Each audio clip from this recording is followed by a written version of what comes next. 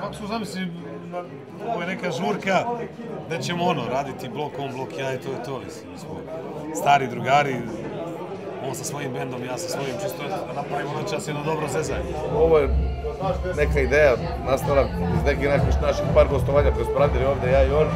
Ivica Orpinović, vlasnik ovog lokala, je isto također naš dobar drugar. I kao bila je da ideja, ajmo kao jedno večer napravimo da imamo kako će to da izgleda. Onako i zezanje.